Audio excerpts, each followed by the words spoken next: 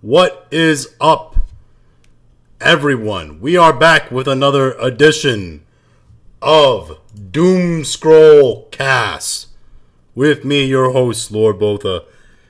The most highly professional stream from the most highly professional streamer wearing his stained nightshirt that you will get this evening. So, if you're unfamiliar with the show, what we typically do here in the one show that we've had, the schedule we've established, is we run through some stories, and then after we cover those specific subjects, we do a little doom scroll. We just scroll Twitter. And I know some of you are probably like, whoa, there's some wild stuff on Twitter. What if you encounter some of that wild stuff? Guess what? So far, I don't really encounter that wild stuff. You know why? Because I'm not clicking and liking OnlyFans bots. It's not a thing I do, okay? So we're not going to get any of those spicy images. We're going to get mostly gaming, entertainment, and politics stories. Because the thought process here is that, I think a lot of people do this, find myself just scrolling through Twitter or whatever social media, and I just see stories, and I have these thoughts, and I just kind of comment. And sometimes I find myself just commenting out loud in the ether when I'm alone. So why not create a space where we could just get together and do that here? Me on the mic, you on the chat, all that. So we're not just angrily talking out our thoughts alone. Or maybe that's just me and this is my therapy session. But we're not going to get too deep into that, all right? We're just going to go full steam ahead in the show. I've had a fairly good day. Work wasn't that difficult on me today. And I'm pretty excited to get into some of these stories. Some of these stories I've made a video about already. Some of these stories I have a video actually coming out probably tomorrow about. We're going to be talking about things like AI, because there's been a lot of stuff going around about AI recently that just came out. AI and robotics and all that.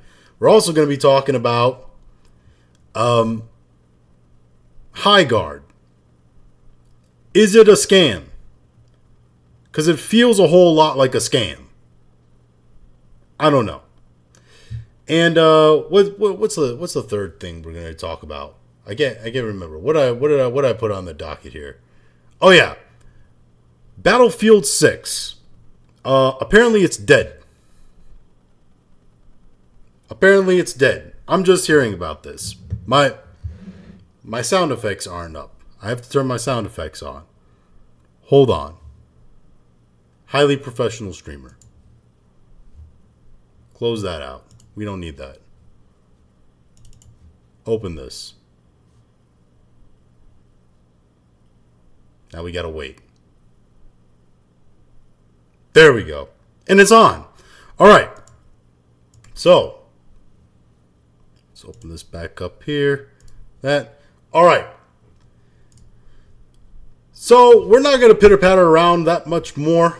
I've made you wait for the stories long enough. I like to get right to it here. So let's get to the first one here. What do we got? Let's start with, you know what? Fuck it. Let's start with Battlefield 6. Let's just start with the gaming topic. Let's see here.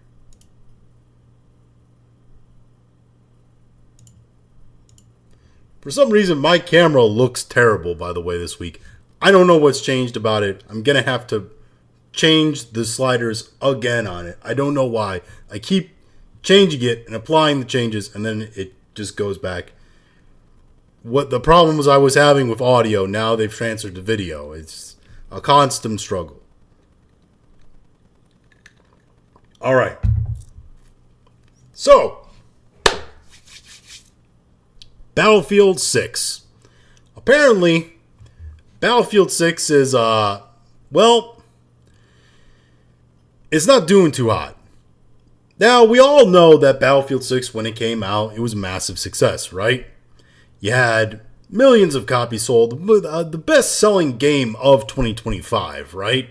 I mean, despite the fact that it didn't win any awards really at the Game Awards, I think it won like Best Sound Direction, something like that. But I mean, that's kind of just to be expected. I mean, it was able to manage all that sound, all that chaos and commotion with the highly destructible environments and etc. I mean, it's quite a feat what they actually achieved from a technical aspect. But that's really one of the few awards it was actually nominated for. And yeah, it didn't really end up winning anything except that. But despite that, it was one of the best-selling games, or the best-selling game of 2025. But it seems like nobody's really playing it now, or at least comparatively to who was playing it when it launched. I mean, from Battlefield Intel right here, let's not bury the lead of what the post actually says. Battlefield 6 went from 750,000 players at launch to just 52,000 now. A 93% drop. Can update save it, or is it already too late? And I will say, actually, it's actually gotten worse than what it is now. The last concurrent player count I think I saw was something like the like players right now. I saw it get to around 40,000, and I've seen numbers saying that it's fluctuating anywhere between 30 to about 90,000 or 100,000. Yeah, there's a lot of people with different opinions as to why this is happening, by the way. And I think I have one of them saved here. Maybe I didn't. No, I didn't.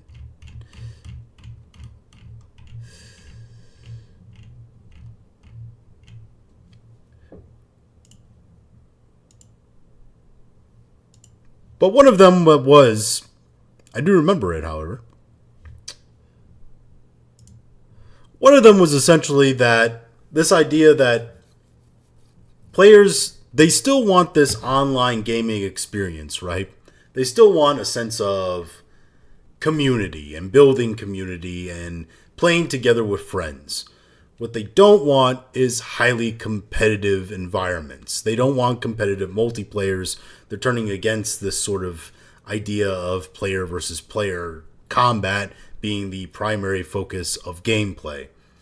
And one of the examples being used of this is Arc Raiders, which I think is kind of weird because one of the chief things about Arc Raiders is the player versus player combat. I mean, the player versus environment combat is there, but there's not a great difference in terms of, or a great variety in terms of enemy types. And it is fairly sparse running into enemies. I mean, I know that's kind of the idea is you getting sort of a sense of emptiness in the world, so it's special when you run into somebody or something, and also those things out there being deadly, that you have to pick your battles, you have to be strategic about it. But also, I mean, a lot of the comments and reviews I've seen have basically been saying things to the tune of like, there isn't very much in terms of the gameplay beyond just the initial first few hours of it. People complaining essentially that they're getting bored fairly quickly. And I think, Arc Raiders, extraction shooters aren't for everybody. I think being so approachable, Arc Raiders brought in a whole bunch of people that wanted to play it and were curious about it, and did enjoy it for a time. But that, quick hit dopamine fix crowd, the normie crowd, they're not going to stick to something like Arc Raiders extraction shooter. I mean, these people are probably going to go back to their normal rotation of games, and they do keep a normal rotation of games. Now, there is certain a certain extent that it does have a community factor to it, but I also don't see that there's a big community factor to Arc Raiders. I mean, in the fact that, yes, there are players out there and you can link up with other players, get help from other players. There's a social aspect to it while not always engaging in combat with other players in the map, but it's still sort of more focused towards player versus player. And this was all kind of Legendary Drops' opinion and idea on why games like Battlefield 6 are seeing such a massive decline, is that player versus player combat and online multiplayer experience isn't something that's massively desired anymore by the general audiences. I don't necessarily think that's true. I think that really it's more of Gen Z and the younger parts of Gen Alpha are more interested in single player narrative based experiences. They're more interested in this idea that you have a game that is maybe short isn't the best word, maybe concise is a better word, with expanded content that adds something real and deep to the story, but is really more just a concise game. It has a direction to where it's going to, and it doesn't waste your time. It doesn't, include a ton of filler, a gigantic, open world that has barely nothing in it, or like I said, if it does have anything in it, it's filler content. I think younger gamers prefer a shorter, concise, narrative-driven action adventure game or RPG game than they do to the experience of something like an online multiplayer or combat simulator or something like that.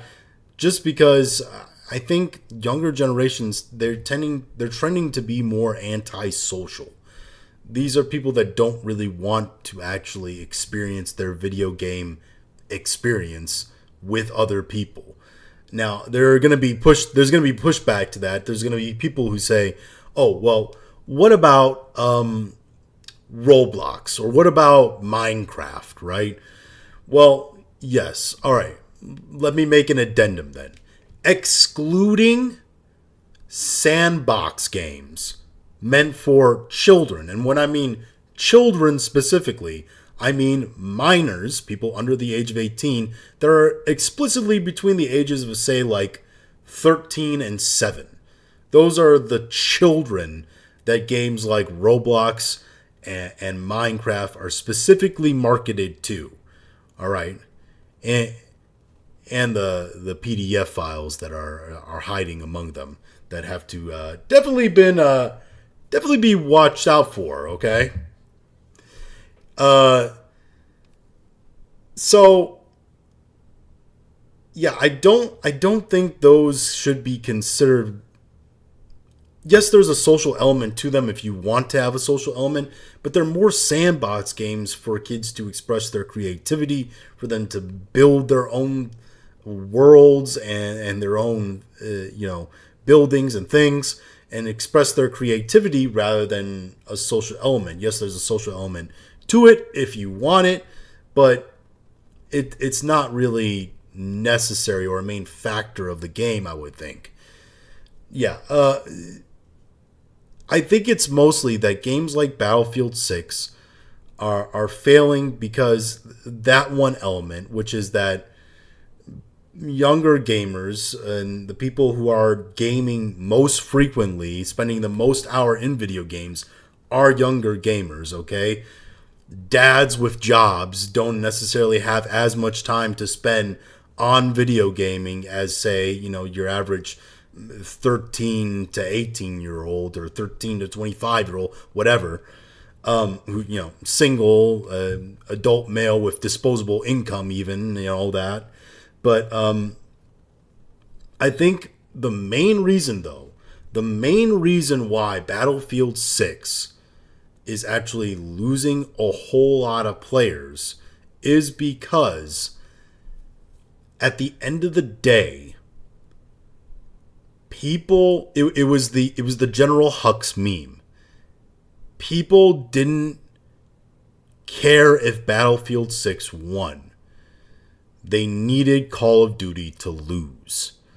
Now, that doesn't mean that Battlefield 6 wasn't marketed really well. It was. That doesn't mean that Battlefield 6 wasn't a good game. It was. The problem is, the marketing was good, and the game, from all its initial reviews and everything seen of it, was good, and player reviews was good. But the problem was that more people were interested in it.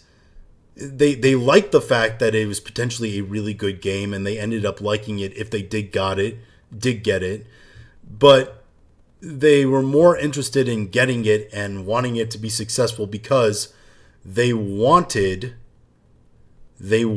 Call of Duty to get burned. You know, there's an old line from Norm Macdonald, right? An old joke from Norm Macdonald about the 2016 election, where he said, people hated Hillary Clinton so much that they voted for a guy that they could not stand even more, Donald Trump, just to rub it in her face. And I think that's kind of what we had with Battlefield 6 and Call of Duty. Players have been burned by Battlefield as a franchise numerous times. DICE has let people down infinitely, okay? Game after game, with instances of Battlefield. But people were willing to support DICE and support Battlefield, I think, and want to buy Battlefield because they wanted it to be good, yes, but also they wanted Call of Duty, if Call of Duty did poorly, to also it be a year where Call of Duty did poorly in a year where Battlefield did really, really well, just to rub it in. They wanted Battlefield to be successful in a year where Call of Duty was an absolute failure. And I don't think there's any denying at this point. Call of Duty is a massive, massive failure.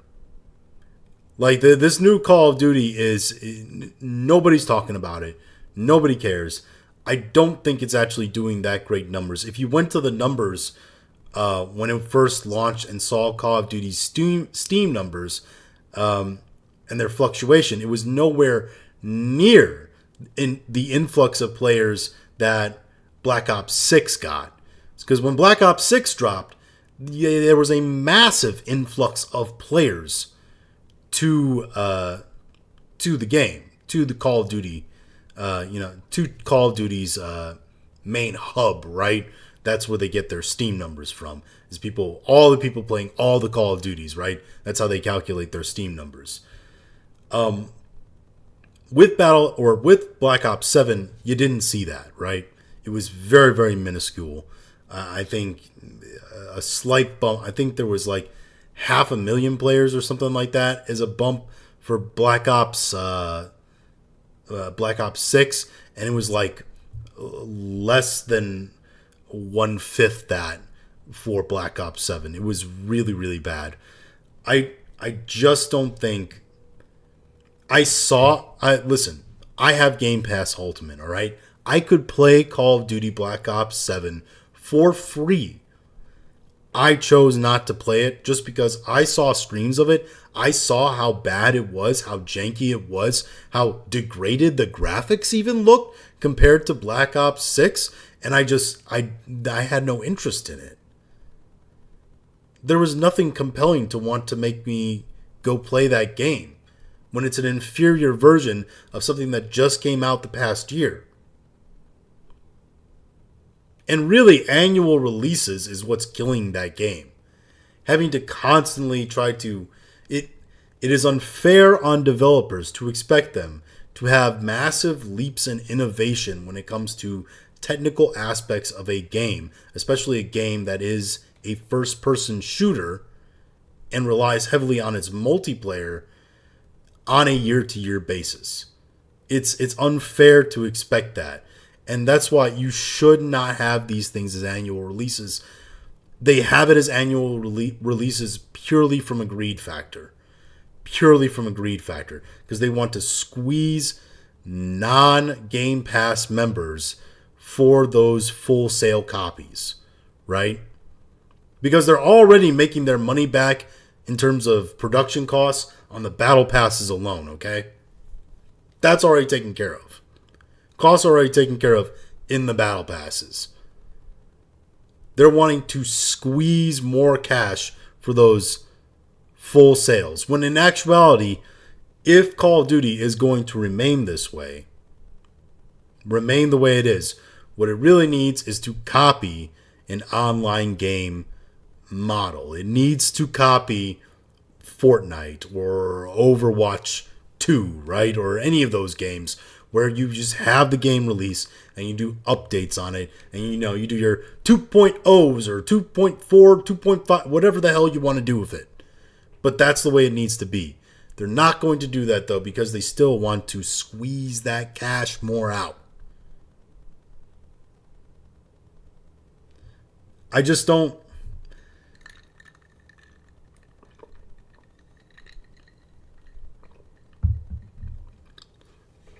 Listen.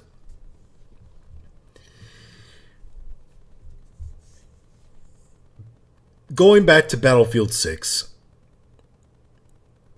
it was very clear from the get-go that Call of Duty Black Ops 7, from the time it was really announced that it was going to be Black Ops 7, there wasn't a whole lot of hope for it. It was a name. It was a game that was dead on name alone, really.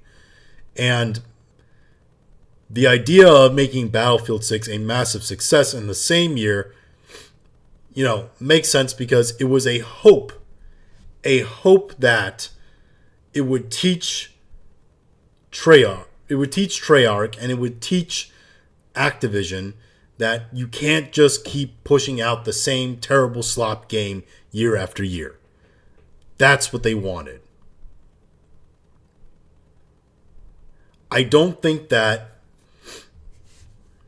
I don't think there's any other major factor as to why we're seeing the player base drop like that than that one. I mean, because the reason why this is a factor in the player base drop is because people play the game, even if they like the game, for a little while, and then they realize, I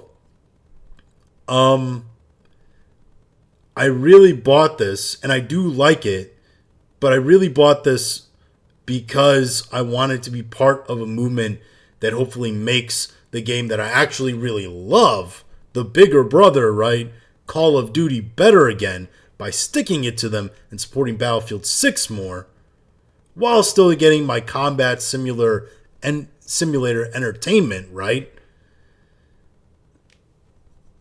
Hoping that it's better than Call of Duty this year. But at the end of the day, I'm moving on to the next thing, and I don't really need this. I think it's people realizing that while Battlefield 6 is good,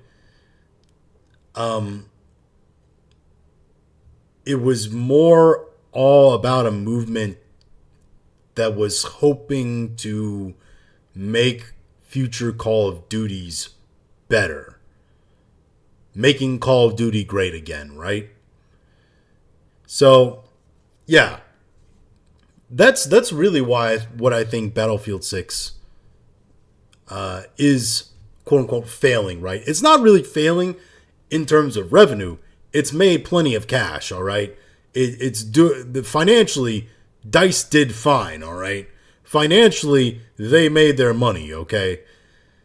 In terms of, continuous generative revenue where they're, dishing out battle passes and people buying skins and etc., that's in trouble because not as many people are playing anymore. In fact, that's one of the big things people are complaining about is the hyper monetization of the game, surprise, surprise, it's EA, and not feeling like they're getting a big enough bang for the buck in terms of the money they're spending and some of the stuff they're getting.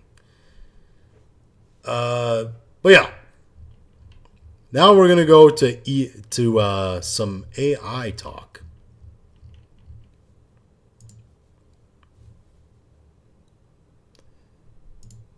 So I thought this was interesting. Now, AI, right, is not going anywhere. It's part of our daily life. I recently got involved in trying to do some like generative AI art using Grok. I have to say, again, it was a bit too much power all at once. It was a bit like getting my first smartphone when I was a teenager and realizing I could access all parts of the internet. I wasn't ready for it, and I shouldn't have been trusted with it. But the interesting thing is that apparently, despite the fact Microsoft is pushing AI Copilot on literally everything, despite the fact that, you have Jensen Huang basically saying, out there saying, hey, we need to, not be AI doomers and AI is the way of the future, and NVIDIA heavily investing in AI and going with AI. Micron basically leaving the consumer market in terms of making RAM, so they can just churn out AI, churn out a RAM for AI data centers. You have everybody seemingly being like, hey, we're going to be completely in AI. In fact, we have robotics, right? I was talking about robotics earlier. LG unveiling their new home robot that declares its AI is actually affectionate intelligence, which feels a little too her 2013 for my liking. Yeah, exactly. If we're making robots with artificial intelligence in them now, it's just a few steps until we're at like iRobot, okay? It's just a few steps until we're fully at Detroit Becoming Human, which I'm playing right now. It's a very good game. I'm enjoying it. But yeah, that's the future. At least it's not the Terminator, right? It's not Skynet switching on and taking one glimpse of the internet and being like, nah, we got to purge these fuckers. So it's not that. But it doesn't seem like a massively bright future, and it doesn't seem like AI is going away anytime soon. AI seems to be moving further and further away from this idea of it being a gimmick, being, VR or 3D, something like that, where people are like, oh yeah, that's cool, but, it's not really a thing I really care about, to something that's going to be prevalent in our lives all the time. Now, I say that, but at the same time, we have this right here from Dexerto, which says Dell have recognized that customers aren't prioritizing AI when buying PCs. What we've learned over the course of this year, especially from a consumer perspective, is that they're not buying based on AI. Yes, okay. Well, a few things. One, you're getting a Dell PC. Dells, in my experience at least, have been standard household PCs. Most Dells that I've ever seen have been in a workplace environment that didn't want to do Apple, or they have been, your grandparents' PC, where they're not going to be doing very much on it. You're not getting, a Starforge here. You're not getting a Meta PC, okay? Dell PCs, they're good household PCs for minor functionality. So yeah, is your average grandma and grandpa that goes into a Walmart getting the HP or the HP Dell or whatever PC that's just on display. Are they going to care about AI? No, they're not. But so yeah, some of the statistics might be skewed, but it is interesting that at least one company that's obviously conducted some sort of research here has recognized that, hey, while we think this is a very prevalent thing, the consumers don't seem to really care about consuming it that much. And yeah, it might stay that way for right now, or it might, stay that way forever. But it certainly looks, with more and more innovation going on and it being integrated more and more in our daily life, as costs hopefully get lower, at least at some point. Seems like costs are never getting lower these days. But at some point, if costs do get lower on these sorts of things that are involved with AI, I mean, it is going to be a very prevalent part of our life, our daily life. And that's a little scary because,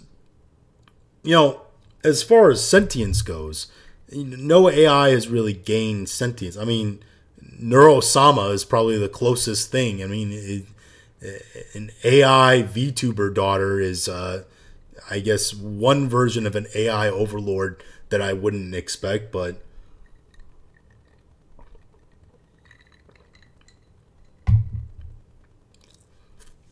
hey, I mean, they come in all shapes and sizes, right? I just don't think that AI is going away anytime soon, and that's despite the fact that for the majority probably of customers for PCs, things like that, customers for technology that's just used in consuming and just basic day-to-day life, it's not that big of a deal. It's not that necessary for them. But I think it will come to be that it's so ingrained in our daily life where it will just exist and be happening, and people that never really thought about it or were looking for it will just be using it by happenstance. I mean, like boomers using an iPhone, okay? It just happens. The majority of them probably use iPhones at this point, or some kind of smartphone. You rarely see the old flip phones still out there. Some of the old timers are still hanging on. But yeah, AI is not going away anytime soon, and I think it's just going to become more prevalent, despite the fact that, according to one of the major PC producers, people don't seem to be, or at least their customers don't seem to be very big on it. Now, what was the next one? Hold on. I'm going to full screen here for a second. Let's see here. Oh, yes. Back to gaming.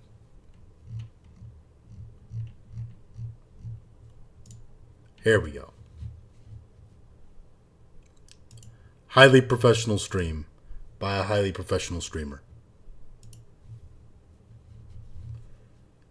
Switching between the screens is always awkward. I gotta set up hotkeys on these things. All right. So, Highguard. Is it a scam? Quick view? I don't think so. I'm not sure. Because, Highguard, it's really weird because there was nothing about it. This game literally did not exist. Zero. Nada. Nothing. Then Jeff Keighley comes out on stage at the Game Awards. The last thing he introduces is like, yo, we got this game. It's a game by the guys who made Titanfall and all these other big name games. It is so amazing. I got to play it. It's so awesome. Check it out. You don't want to miss this one. And it comes up and it's the most generic hero shooter looking piece of shit you've ever seen in your life. and it's high. It's Highguard. It's this shit. But yeah, it's like the post says here. It was revealed on December 11th. It's supposed to release on January 26th. So 2 weeks from today. And there's been absolutely nothing. If you go to Highguard, right? If you go to Highguard, their last post was December 11th, thanking Jeff Keighley for showing them off at the Game Awards. And fucking nothing, dude. It's been radio silent on the game. Not even a whole lot to post, by the way. 21 posts. 21 posts. Yeah, I just don't know, man. Part of me feels like this game is going to get delayed. Part of me feels like they've not said anything because a last-minute delay for this game is coming, so they can do some form of branding damage control. Because when this thing showed up, everybody laughed their fucking asses off at it. Everybody thought that this thing was a joke. Because it literally looked like every generic hero shooter game. Yeah, you had elements of, it looked like they took elements of this game and that game and Overwatch and Fortnite and Apex and they took all these things and they just threw them into a blender, shat that out, and what you had was this Highguard. And nobody knows.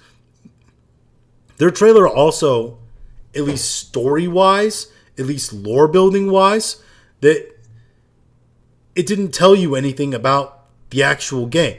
I think I saw, who was it, Madame Savvy's reaction to this trailer, and her initial reaction was like, I need to see more, because I don't know anything about the game. They just showed me a trailer, and from the trailer, I learned nothing about the game. And she's right. From the trailer, if you go watch the trailer, you don't learn anything about the game. You see some gameplay, curated gameplay, mind you, and they show off some characters, horseback riding while firing a shotgun, apparently. That was a big point of emphasis. But you don't learn anything about the game because they don't show you, or they don't say anything. They don't really give you any story. There's a lot of, one-liners, generic hero one-liners to go along with the generic gameplay that you're seeing. But there's not, it feels like, I think the Ackman described this as a game that feels a lot like the hero shooter version of like The Day Before, where it's a fake game. And I kind of feel like it almost feels like a fake. Like Highguard feels like that video game that's in a movie about like video games. Like Highguard feels like a video game that is in a movie like Free Guy that's about a video game, right? Like it doesn't feel real. And I don't know who this is marketed to. I don't know who's interested in this. I don't know. They've done nothing. They've done absolutely nothing to get anybody to want to play their game, and it releases in 2 weeks. And yeah, it's free to play, all right? And that might draw some people in. And maybe they're trying to use the mystique and mystery of like, oh, people don't know what it is, but they know it looks like shit, and they know it, and that's gearing up curiosity, so at least people are talking about it that way. But are they? Because I feel like the only people that remember this thing and are talking about it are people who are close to the video game scene, like me. People who pay attention to this fucking news. People who care about this shit. Who knows this shit. I don't feel like it's people that are just general audiences that are going about playing their games.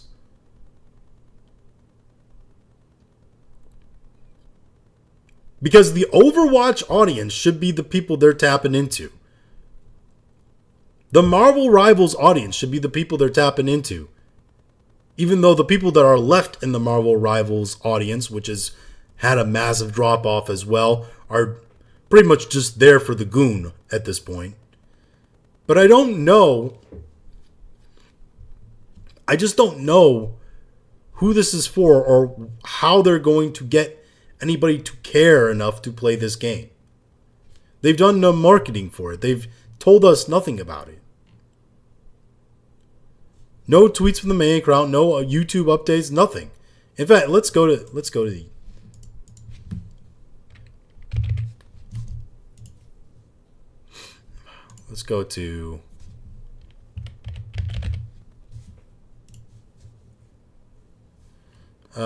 let's see here. Where's the actual, like, everybody's reaction? It's shit, basically. Yeah. Look at that fucking ratio. 56,000 dislikes to 4.8 thousand likes. And, by the way, 1 month this thing has been up, less than 500,000 views. For IGN. It's more worrying that not enough people care to actually watch the trailer than it is they have a massive dislike ratio. I mean, the massive dislike ratio is important. But the views that I feel are more important. More of an issue. So yeah, I just don't see exactly. I just don't see how exactly this thing is ever going to be successful. I mean, this thing, I don't know how much money they spent on this. Like, who's the developers technically? Let's see here.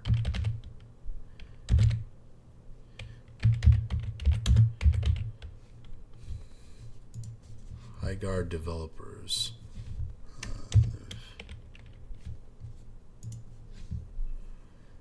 Wildlight Entertainment.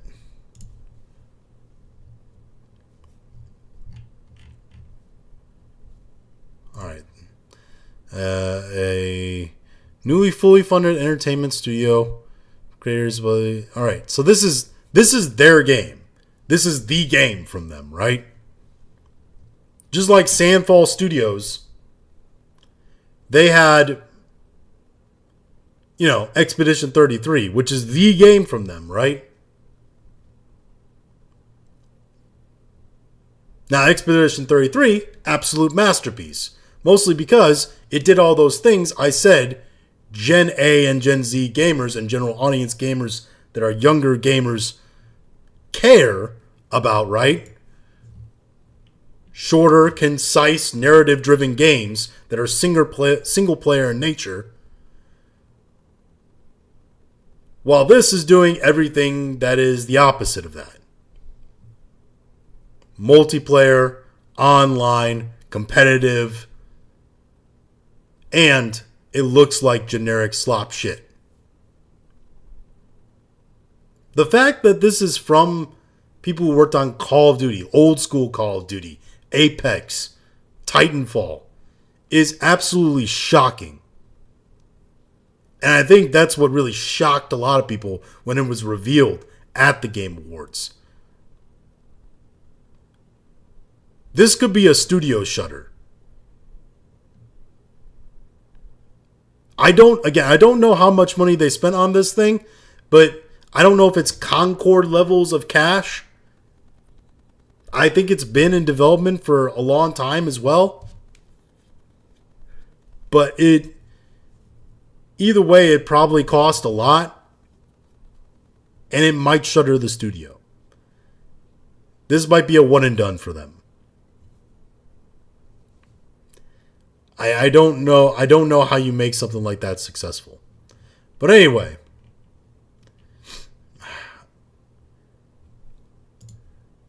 So enough with the preliminary stories. Let's get right down to it. I hope you've had a good night tonight, guys. If you catch this on the VOD, make sure to drop a like. If you're watching right now, make sure to drop a like. Really helps with the algorithm. Helps to get the word out there. Appreciate you guys.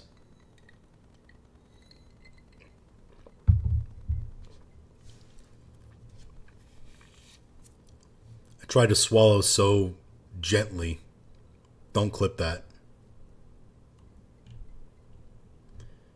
But yeah, I try to, just because it's one of my deepest fears is that you're going to hear my mouth sounds and my guttural sounds on the mic. And then I'll hear it on a playback or something and I'll just be fucking disgusted by myself. Not that I'm not already disgusted by myself. But anyway, enough with my inner turmoil. Let's get to Hassan, apparently. Because the Doom Scroll cast is beginning here. We want to... You can read that. We want civil rights. I hate both equally. Hassan's genius on full display. Seal, yeah. He's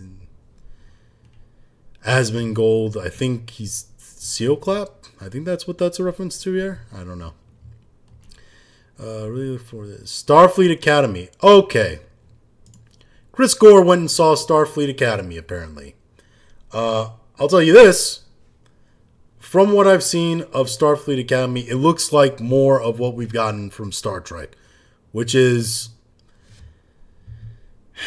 They've taken Star Trek, which at its core was a intellectual, philosophical message show and thought-provoking philosophical show that was within the bounds of sci-fi and space action, but that was all really just a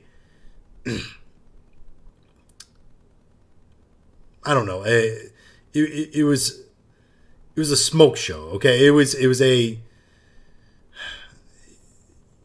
thing to get you interested and sort of hide the message and make the message more palatable and make the philosophy and understanding the education really on philosophy more palatable to younger minds, to kids, and etc.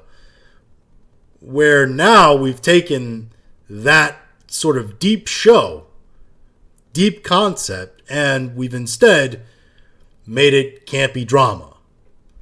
We've turned it into a stage play. Turned it into, at best, Buffy the Vampire Slayer. Which I hate even saying that because Buffy the Vampire Slayer is leagues above any of this. But yeah, for everything I've seen of Starfleet Academy, looks terrible. Nothing in it really makes sense. Nothing about it feels Star Trek or really looks Star Trek. So I don't really know what they're going for here. Flapper. Haley Steinfeld's pregnancy modifier was clearly material and was crucial data for milk. Oh yeah, Flapper has this thing going on where he's trying to guess what NFL teams are going to win based upon the quarterback's girlfriend's or wife's boobie size. And yeah, Haley Steinfeld, by the way, Josh Allen's wife now, is definitely pregnant. Is at the Golden Globes giving a speech. Instead of, being a selfish bitch, how dare she go to the Golden Globes and presenting an award while her husband is playing football, playing the wild card game. It's a wild card game, okay? If the Bills can't win a wild card game, then they need to just go home, all right? They should be winning a wild card game. They did win the wild card game. Name that video game. Pirate Nation. Pirate Nation, who is definitely not a dude who used to run a bunch of catfish accounts. But name the game where there's mining and a whole lot of money. First thing that came to my mind was Old Republic, Knights of the Old Republic 1 and 2. The side quests in Old Republic 1 and 2 are just like that, man. It's just everything in it is just, the writing is just way better than anything you're going to get in terms of modern gaming. Breaking. Technology Secretary Liz Kendall says creating non-consensual intimate images, including with Grok, will be made illegal this week. And it is monetizing abuse. So let me be crystal clear. Under the Online Safety Act, sharing intimate images without someone's consent or threatening to share them, including images of people in their underwear, is a criminal offence for individuals and for platforms. My predecessor, the Right Honourable Member for Hove and Portslade, rightly made this a priority offence, so services have to take proactive action to stop this content from appearing in the first place. Yeah, what she's complaining about here is that she's complaining about, and they're complaining about, Grok put her in a bikini, which, was going around or whatever.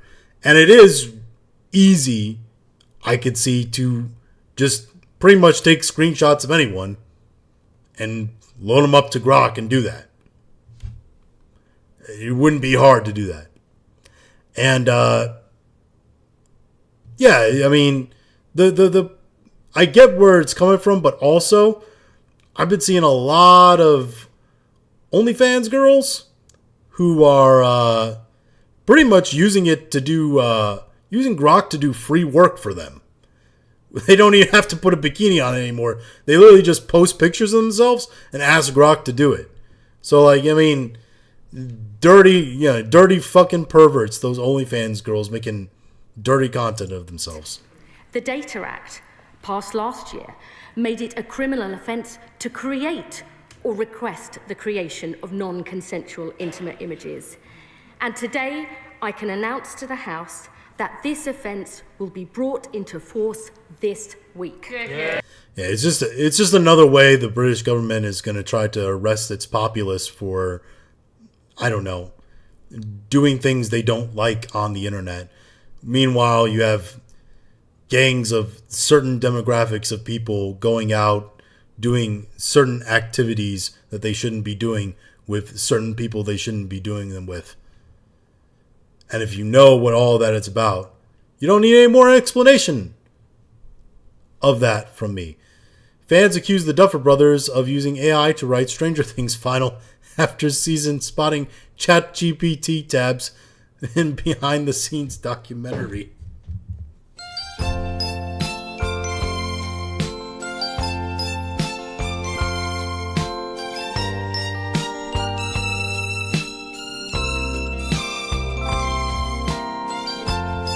Hey, maybe the Duffer Brothers were just taking screenshots of OnlyFans girls and asking them to be put into a bikini. I'm just saying. Maybe it has nothing to do with Stranger Things. I got multiple tabs up right now. You can see them. I'm not going to click on all of them for you. None of them are incriminating. ChatGPT tab is it's not a very incriminating tab to have open. You'd be doing anything with that, or asking anything of that. A lot of people use it more now than Google when they have questions, especially younger people. I don't, because I'm old in the soul. That's why I use Google still. But yeah, it's not what I would call incriminating tab. It's not, it's not like they had a tab up that was like, bigbootylatinabitches.com or something like that. For legal reasons, I don't know if that's a real website. This show was not that bad. Y'all just hate fun. She-Hulk was that bad. It absolutely was that bad. From a technical standpoint, from just a general television standpoint, from an MCU standpoint. Like, everything about She-Hulk was bad. Like, except that fact. Even if you're an MCU fan, even if you're an MCU shill, you can't really defend this show. Is that bad? This is as simple as I can make it. Jerome Powell. This guy, bad. This guy, also bad. This guy standing up to this guy, good. This guy, still bad. This guy, nominated by this guy in 2017. Okay, yeah. Well, I mean, Jerome Powell, here's the thing. I see people defending Jerome Powell, and it's like, Jerome Powell and the Fed, these are the banksters. These are the people that, like,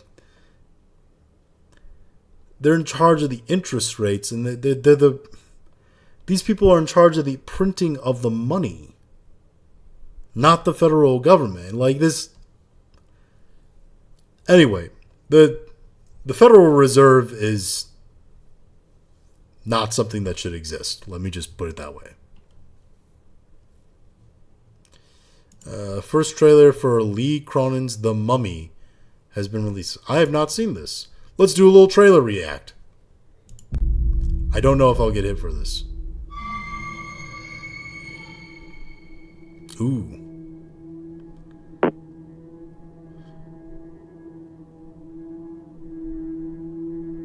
Alright, weapons. James Wan and Blumhouse. So it's horror. It's going to be a horror take on The Mummy. Makes sense. I mean, The Mummy was originally a horror film, so...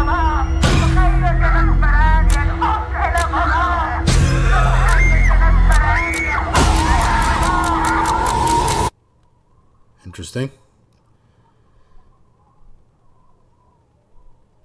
Pop scare?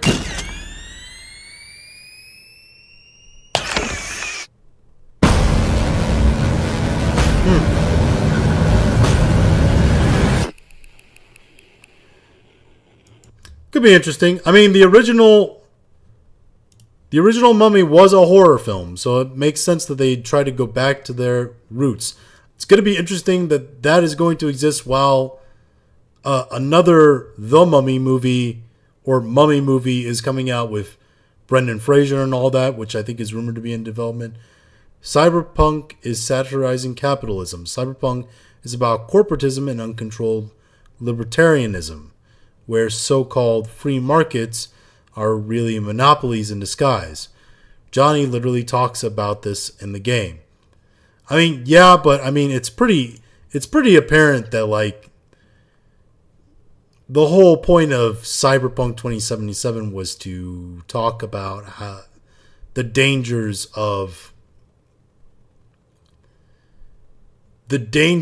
relying on corporations to basically become government, and essentially handing the control of the government over to corporations, which then essentially become communist dictatorships where the money flows through the corporations. This is the whole idea of, corporations getting so big that the money flow just goes between all of them, and you as the consumer really don't matter anymore as you're handed the products that you just get. And that's kind of the future we're running into here soon. I really do think that the future is going to be somewhere between Detroit Becoming Human and Cyberpunk 2077 at this point. Which, by the way, cybernetics is coming. Like, as sure as AI robots are coming, like, cybernetics are coming, replacing limbs, healing deep-seated injuries, paralysis, things like that with cybernetics. Like, that's all coming for sure. Fun fact, people aren't luggage. The airline logic, 100 kilograms. I mean, yeah, the whole idea, though, is that you have even rules in terms of luggage for everybody, though. So, like, yeah. Cleveland Browns are interviewing Mike McDaniel for a head coaching opening. Why? I mean, if you're Mike McDaniel, do you want to go coach the Browns? You know it's going to be a short stint. You know, like, you're not going to win anything. It doesn't change the fact that Deshaun Watson is the quarterback. Imagine it being 2026 and Deshaun Watson is your quarterback.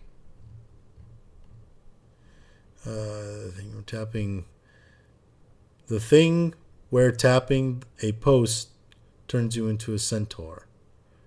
I'm not tapping on that. I feel like it's a trap. Also, fuck these posts, by the way. I kind of can't stand them. They're going around right now where you tap the post to see how long get it. What's the fucking point? You know what the picture's probably going to be just from the 4 stills. It's not that big of a puzzle, all right? Poland's right-wing president, Karol Nawrocki,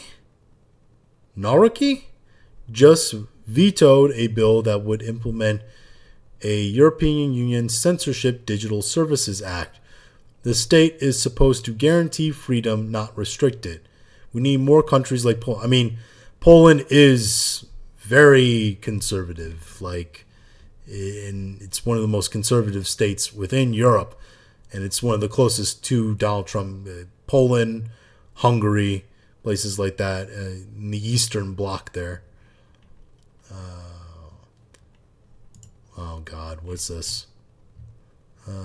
New Vegas didn't spawn its legion of rabid fans until Fallout 76 released and people started to downplay Bethesda's game studios. Fallout 3 was overwhelmingly better received by critics and fans. Okay. None of that I've ever seen is true. New Vegas didn't sponsor only Fallout 3. No way this person is older than 15. Yeah. Probably a young person. Doesn't understand. California loses mind-boggling $1.6 trillion in wealth in past month alone over fears of billionaire tax. It's going to happen to New York too. They're all going to move out.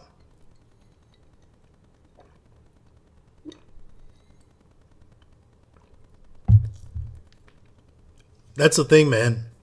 These billion-dollar companies and billionaires moving out and moving their businesses out of certain states.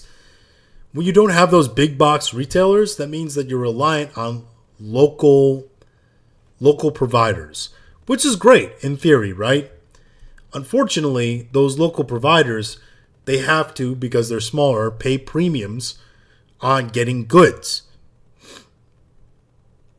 That means that premium upcharge is going to be passed along to you, the consumer, which means you're going to be paying more for goods. That's why you pay more when you go to a local grocery store, right? And not Walmart or some other big box retailer. So, it isn't good for the general public. It's not good for the overall tax of the state. So the state's taxes are also going to be pressed because those, super high taxes you think you're imposing are going to raise your money. All it's doing is squeezing people that you planned on taxing and are taxing already out of the state. But understanding all that would require foreknowledge and understanding by the actual government, which places like California does not. Watched your videos on her, part of my prep, but it turns out I didn't even need to. What is this? As I said in my first video on Pearl, she's literally just make things up. Yeah, I mean, it's Brittany Venti. Yeah, I mean, Pearl Davis is a fucking hack. She says anything to just get attention clicks. Culture is shifting. Actress Haley Steinfeld humanizes her unborn child by highlighting her baby bump on the red carpet. I mean, I guess that's a spin put on it. Sure. You're missing some context here, specifically the part where the guy...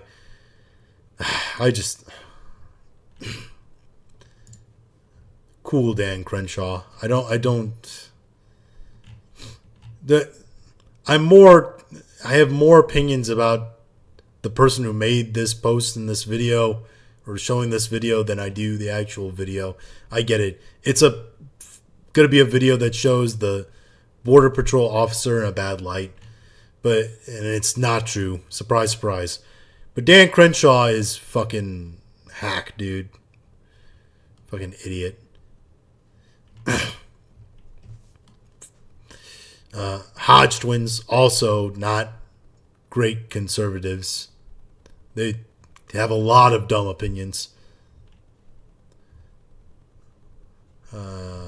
Justin Herbert, continuing our Western ladies thing. Let's take a look at this.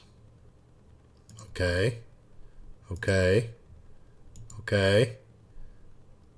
So some Pocahontas AI art. Looks pretty good. OnlyFans bot.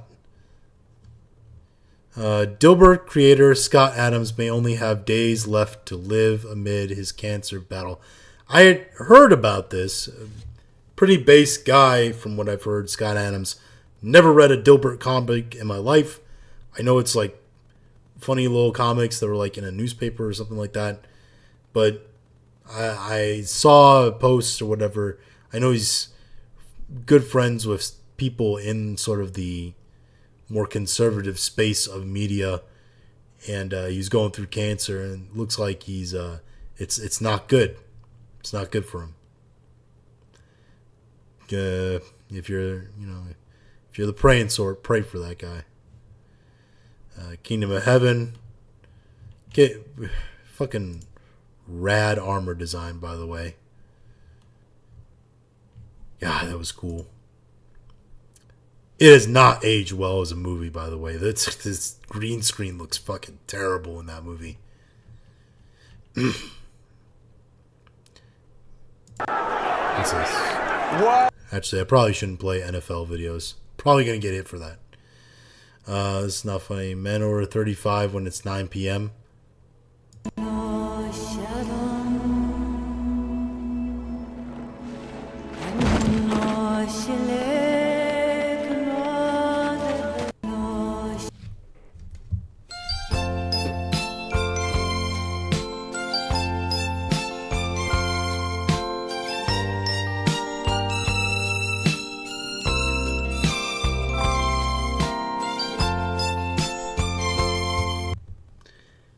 You guys have no idea.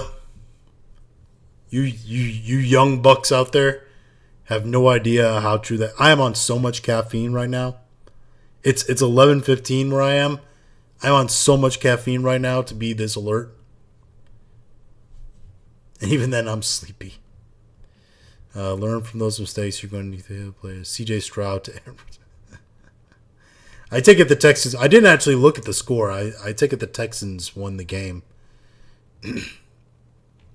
Bradley Cooper tells Joe Rogan he's a big fan of podcasts as of 8 months ago, and specifically thanks Rogan for introducing him to trigonometry. You had two guys on that I thought were very interesting, and I find that very fascinating. Trigonometry? What is trigonometry? Honest conversations with fascinating people. Oh.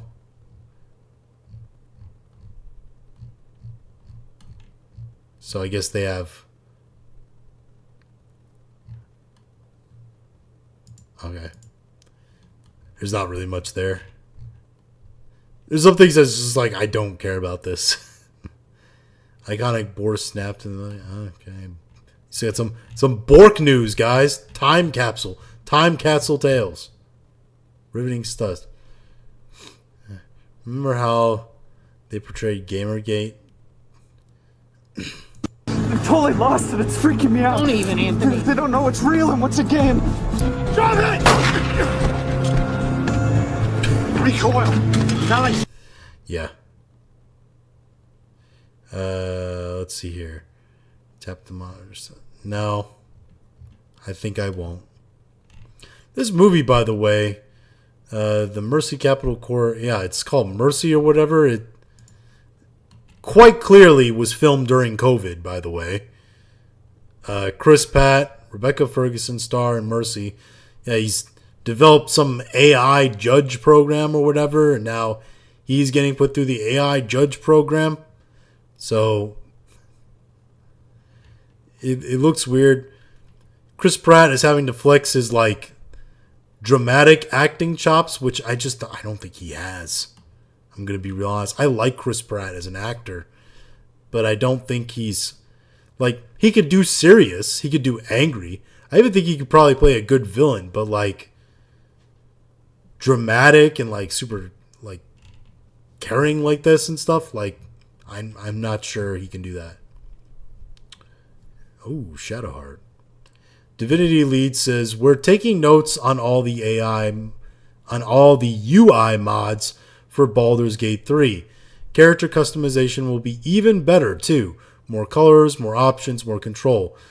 We're taking notes on all the UI mods for sure. We had more improvements in mind that we just couldn't cram into our releases. Well, that's good. That sounds like they're actually, if you're a game developer and you put a game out and somebody puts a mod out and that mod is overwhelmingly popular and it's something within the realm that you could release in a game that's going to be approachable to most people, you should definitely consider maybe integrating a feature of that mod into it. By the way, this is why, like,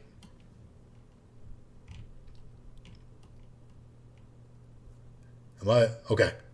Sorry, I thought my microphone crapped out on me. But yeah, this is why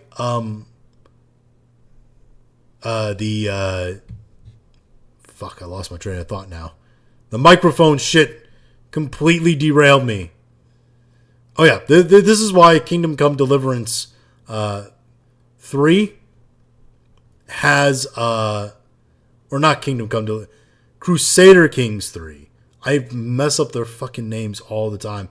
Crusader Kings 3 is just put out a DLC that's like an expansion into the Far East with China, Japan, and all that, because both Crusader Kings 3 had a mod that did that, and Crusader Kings 2 also had a very popular mod that did that.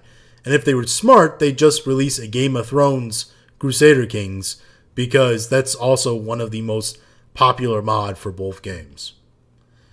Oh yeah, there's also this like weird thing going around where like this chick is like posting her an AI picture of her with like Joe Curie from Stranger Things being the father of her baby. It's all like demented. Don't do that shit. If you do that shit and that's what you're into, keep that shit to yourself. Ain't no reason you need to be posting that shit on the internet. Oh my god. Oh. How entertaining. RIP. Oh. Look at that. Xbox Next Gen console is canceled. No new Xbox hardware. Oh, another Xbox is dead. Xbox dead from fucking Dreamcast guy. Probably not understanding the basic fact that PlayStation is also probably delaying the release of their console as well, because hardware is more expensive for everybody. Ain't nobody gonna want to pay $1,500 for a console. That time, Tyrese Gibson made the appearance at my comic shop. I wish I had a picture of MC Hammer showed up later. Oh, that's cool. Tyrese Gibson. What more do you want from me? Please. Jonathan and Nancy's pairing is so iconic that their actors fell in love, their stunt doubles got married, and even their voice actors in 2 different languages fell in love too. I don't know if that's real at all. I wouldn't put it past that to be complete bullshit, because it's Stranger Things and it's a Stranger Things fan account. But if that is, that's really fucking weird.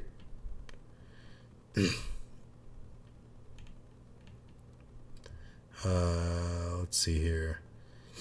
How U.S. history is currently taught, how it actually happened. Yeah, I mean,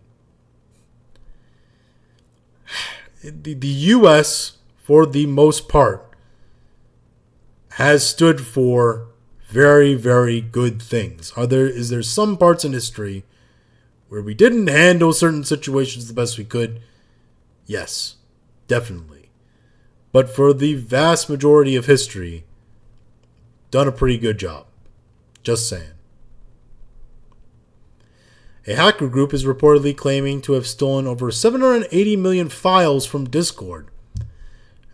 Have fun with all the big titty Fuda AI pics that are posted in things like Philip Chan's Discord, where after he does fucking Coomcast, there's going to be a lot of those probably. Fauci's NIAID fund, what? Implant aborted baby part. Okay, I gotta hear this. Implant aborted baby parts into lab animals. Have you heard of that sort of research? Yeah, we did an analysis a few years ago showing that over 90% of experiments with using human fetal tissue and putting them involved animals were funded by Fauci's NIAID. Do you know where they're getting What? aborted human fetal tissue? A lot of it is happening at colleges and universities that have affiliated hospitals that perform that procedure. Madam Chair, I think we need to look into that as well. Implant aborted baby. So yeah, they're probably using the stem cells from the fetuses, the aborted babies, as they say there, to implanting them in animals to try to see exactly the reaction of stem cells to the animals and see exactly what kind of the healing process they get, because stem cells bind with all kinds of different cells because they can be coded to anything, and et cetera, et cetera. So that probably was what the research was. Could good come out of that? Yes. Should it be done specifically in that kind of way? Probably not. There's a lot of ethical questions to be asked there.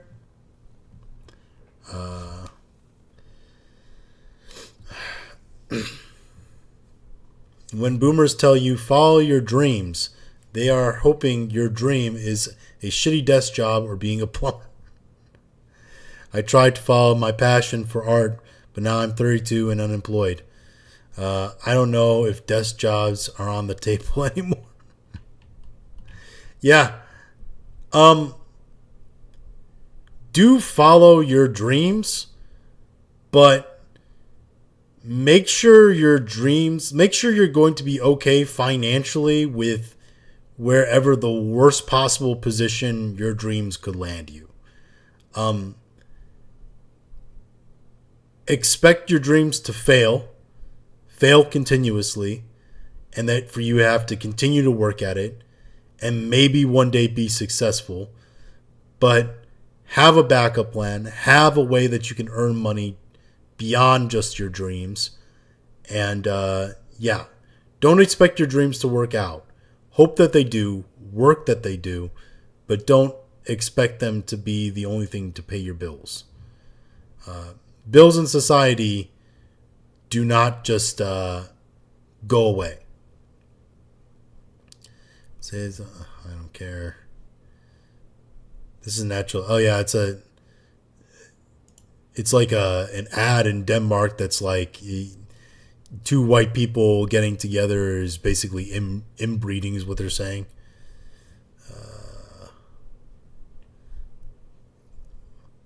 Per capita, I'm getting to. I think I'm in love with him. Amelia, Charlie's close friend, has made a video encouraging young people in Bridlington to join a political group that seeks to defend English rights. I think you'll love it. Yeah. Gara loves Code Violet. Oh yeah, I heard that Code Violet is absolute trash. What the fuck? Oh, these things are eating bullets.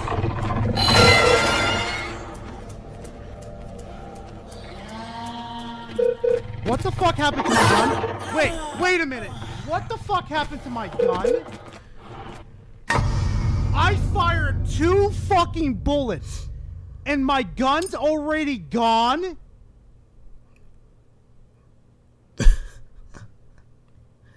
Wait a fucking minute. No. I know I hit that bastard twice. Yeah, I hear that Code Violet is absolutely terrible. I had no interest to play it or look into it at all or whatever. I saw that DSP play Code Violet and that essentially DSP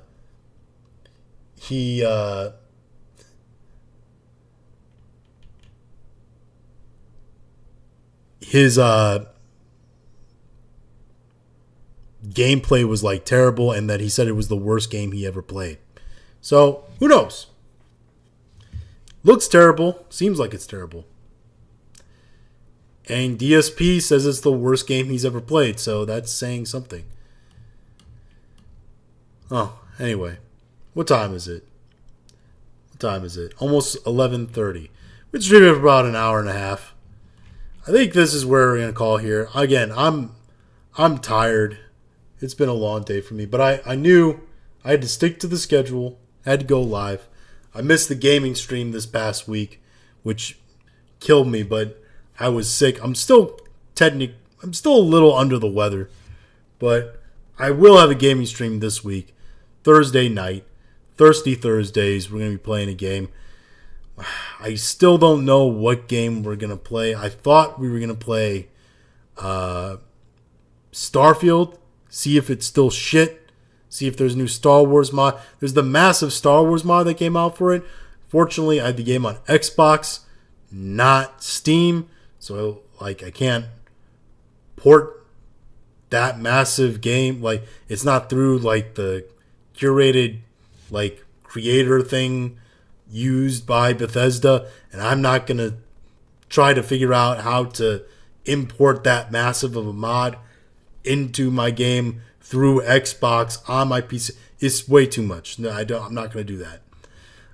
But we might see what mods on there, Star Wars mods, have actually been put on. And if Starfield is actually fun now.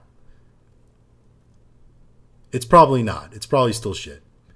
But that might be what we do. We might play something else. I don't know. That was kind of the plan for last time. But hey, this is where we're going to call it. I think this is a good place to end. But yeah, new video out tomorrow. Hope to catch you guys again soon. Appreciate all the love. Like, subscribe, all that good stuff. And you have a good night, okay?